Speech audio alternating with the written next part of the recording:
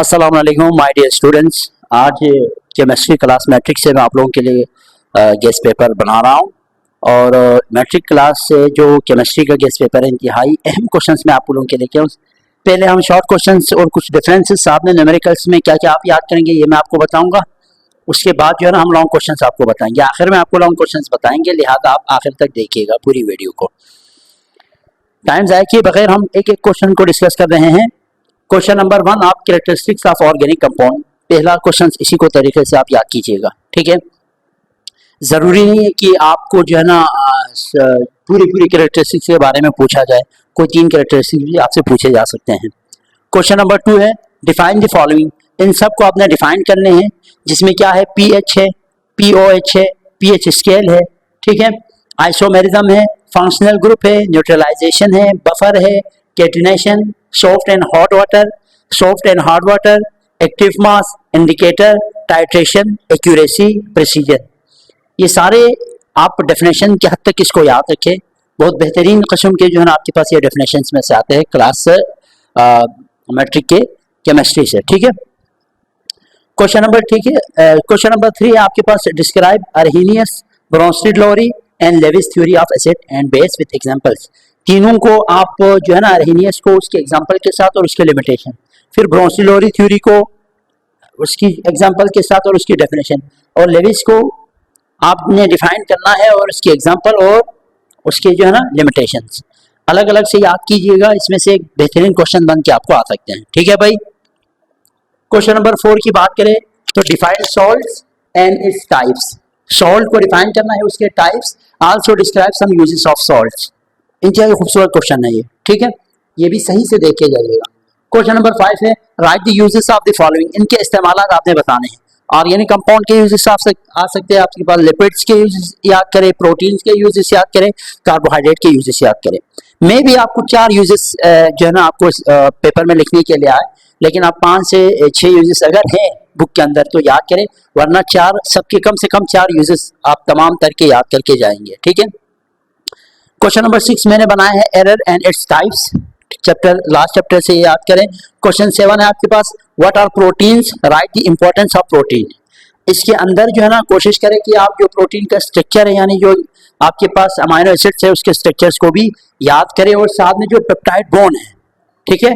2 चीजें और मैं आपको बता रहा हूं कि आपने जो है ना 2 चीजें और याद करनी है। एक आप पेप्टाइड बॉन्ड याद करके जाएं, ठीक है। दूसरा ग्लाइकोसाइडिक लिंकेज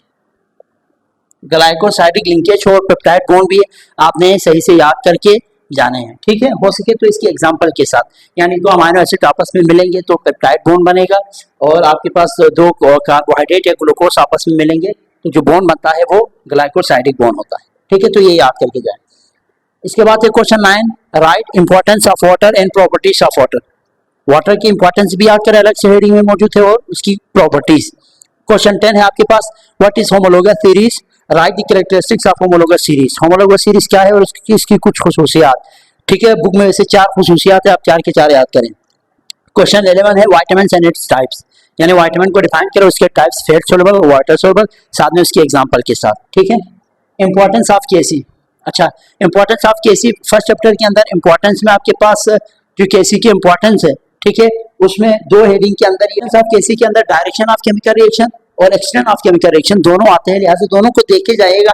जरूरी नहीं पूरा आप याद करें, उसका कॉन्सेप्ट ये थोड़ा कंसेप्चुअल है ना, तो उसको आपने देख के जाना है, ठीक है। न्यूमेरिकल सारे इंशाल्लाह एक वीडियो में आपको समझाऊंगा, एक वीडियो बनाऊंगा, ठीक है। फार्मूला ऑफ ऑर्गेनिक कंपाउंड, जितने भी ऑर्गेनिक कंपाउंड के फार्मूला है उस पर पीएच एंड पीओएच, इंशाल्लाह इसके भी जो न्यूमेरिकल्स है, ये सारा न्यूमेरिकल्स इंशाल्लाह आपको मैं खुद ही समझाऊंगा। अभी हमारे पास टाइम है केमिस्ट्री के पेपर के लिए, फिलहाल आप ये क्वेश्चन याद करें। ये न्यूमेरिकल्स भी इंशाल्लाह आप लोगों को मैं क्लियर करके सारे न्यूमेरिकल्स जो पेपर में आएंगे मैं आपको पहुंचाऊंगा, ठीक है। क्वेश्चन 12 है डिफरेंस बिटवीन द फॉलोइंग। ये डिफरेंसेस याद करें, forward and reverse reaction, saturated and unsaturated hydrocarbons, fats and oils, DNA and RNA, reversible and irreversible reaction, troposphere and stratosphere, classical and instrumental method, qualitative and quantitative analysis. ठीक है, ये सारे differences हैं important, वो आप याद करें। ठीक है भाई। अच्छा, फॉरवर्ड और रिवर्स रिएक्शन और ये रिवर्सिबल एंड रिवर्सिबल, ये दोनों आपको फर्स्ट चैप्टर में मिलेगा। सैचुरेटेड एंड अनसैचुरेटेड हाइड्रोकार्बन ये ऑर्गेनिक कंपाउंड वाले चैप्टर में मिलेगा। फैट्स एंड ऑयल्स बायोकेमिस्ट्री वाले चैप्टर में मिलेंगे। ठीक है, डीएनए और आरएनए ये भी आपको जो है ना बायोकेमिस्ट्री में मिलेगा, ये याद करें। अच्छा, ट्रोपोस्फेयर एंड स्ट्रेटोस्फेयर ये एटमॉस्फेयर वाले चैप्टर उसमें मिलेंगे आपको। क्वालिटेटिव एंड क्वांटिटेटिव एनालिसिस और क्लासिकल एंड इंस्ट्रूमेंटल मेथड, ये दोनों आखिरी चैप्टर्स है। तो आखिरी चैप्टर हाँ इंडस्ट्रियल केमिस्ट्री से, लिहाजा आप ये सारे डिफरेंसेस याद करें। इंशाल्लाह इनमें से एक डिफरेंस जरूर आएगा, हो सकता है इसमें से एक डिफरेंस जैसे कि troposphere and stratosphere long question बन के आ जाए। लिहाजा आप देखिए बुक के अंदर किस तादाद में है, कितने तादाद में कितने पॉइंट्स डिफरेंसेस में लिखे हुए, उसी हिसाब से आप लॉन्ग और शॉर्ट के लिए डिफरेंस याद कीजिएगा। अब हम आते हैं लॉन्ग क्वेश्चंस की तरफ। उसके बाद जो है ना हम सेक्शन सी को डिस्कस कर रहे हैं। आपके इसमें लॉन्ग आंसर क्वेश्चंस होंगे। Question number 1, describe acid rain and its effect. ठीक है, एसिड रेन और उसके इफेक्ट को याद कीजिएगा। क्वेश्चन 2 है आपके पास, describe the water borne diseases. Water borne disease जितने भी हैं सब याद करके जाए, लॉन्ग क्वेश्चन में आ सकते हैं। क्वेश्चन 3 है आपके पास, state law of mass action. अच्छा, derive the expression for the equilibrium constant of a reaction, यानी इस तरह के रिएक्शन या हाइपोथेटिकल रिएक्शन के लिए आपने ना कैसी एक्सप्रेशन बनाने हैं। ठीक है, और ये लॉन्ग क्वेश्चन के तौर पर आ सकते हैं, लॉ ऑफ मास एक्शन और उसके लिए एक्सप्रेशन बनाना। चैप्टर नंबर 1 में आप बहुत दफा इसका टेस्ट दे चुके होंगे। ठीक है, क्वेश्चन 4 है आपके पास, what is saponification, name the raw materials for the preparation of soap, also draw flow chart. ये फ्लो चार्ट बाकायदा आपको आखिरी चैप्टर में मिलेगा। स्पोनिफिकेशन क्या है, यानी सोप बनाने का जो प्रोसेस है ना, आखिरी चैप्टर में है। रॉ मटेरियल सबके नाम याद कीजिएगा। ठीक है, और हो सके तो उसमें पेज पे एक फ्लो चार्ट भी बना हुआ है, उसको भी आपने देख के याद करके जाने हैं। क्वेश्चन जो 5 है आपके पास, what is chromatography, explain its 2 types, यानी क्रोमेटोग्राफी क्या है और इसके 2 टाइप्स, यानी गैस क्रोमेटोग्राफी डिटेल में डायग्राम के साथ। ठीक है, और liquid chromatography and liquid chromatography. ठीक है, ये 2। क्वेश्चन 6 है, what is salt, give its preparation, also explain its type with example. ये लॉन्ग क्वेश्चन मैंने शॉर्ट में भी दिया है, ये लॉन्ग क्वेश्चन भी बन सकते हैं। लॉन्ग क्वेश्चन में आपने प्रिपरेशन, सॉल्ट, ये सॉल्ट वाला टॉपिक बहुत अहम है, वो सही से याद करके जाइएगा। ठीक है, क्वेश्चन 7 है, how does green house effect increase the temperature, also explain its effect on environment, यानी ग्रीन हाउस इफेक्ट क्या है। ठीक है, कैसे ग्रीन हाउस इफेक्ट की वजह से टेम्परेचर बढ़ रहा है और उसका जो इफेक्ट है एनवायरनमेंट के ऊपर वो आपने बताने हैं। What is hot water,